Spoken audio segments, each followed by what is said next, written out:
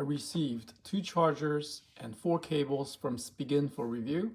These are 120 watts GaN Tech, and this one is 65 watts. I'm a huge fan of the chargers of this form factor.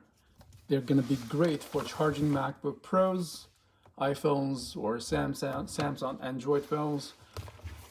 And we can go through all their capabilities and the functionalities using a power meter and verify the power output as usual. This cable is very special. It has a lightning adapter on this micro USB port and a couple of USB-C cables, power delivery C to USB-C, and this one is looks the same, but it is USB 4 compatible, 40 gigabits per second transfer speed. And it is also compatible with Thunderbolt 4 and 3. So if you have the latest MacBook Pro, then this cable is for you. And the USB-A output is identical at 18 watts max among these 2 chargers.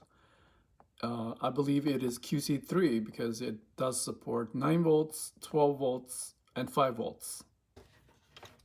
When plugged in, neither of these 2 chargers consume any electricity or is not even noticeable. So it can be safely connected or permanently connected to the wall outlet.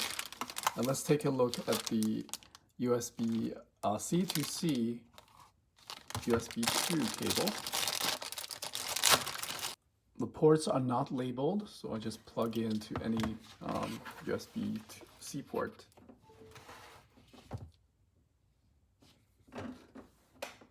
Let's see.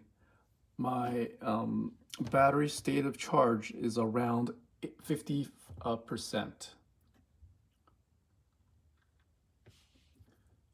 Looks like it maxed out at 61.5 watts, and that is from a 120 watts charger.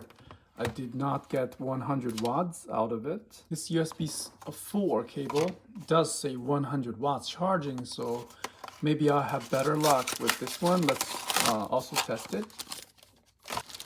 Currently sitting still at 61.6 watts. This one is significantly thicker. See if I can get 100 watts. Yes, well, that's a huge difference. That's why you need a higher quality cable for more power hungry devices. Yeah, with the USB 2 cable, also from Spigen, it is a 32 watts less, charging the MacBook Pro 16-inch from 2021, the latest. And with the same cable, I'm going to try the 65 watt charger, also from Spigen. See if I can get max 65 watts out of it.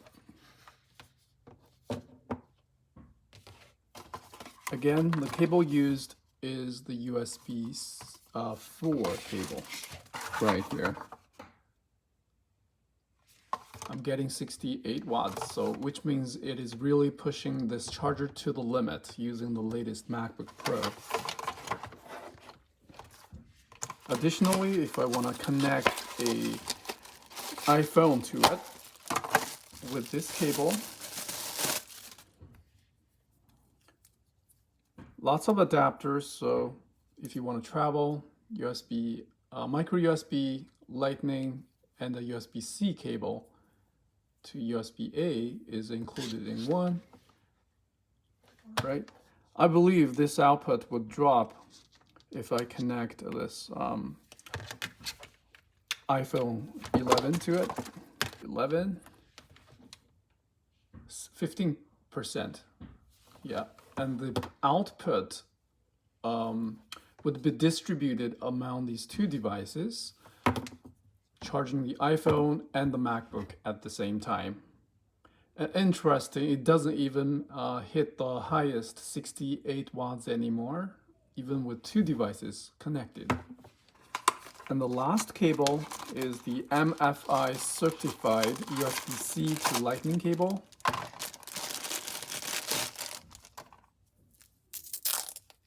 Connecting the 120 watts again. iPad.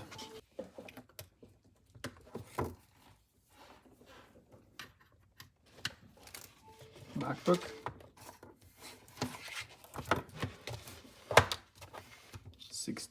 $74.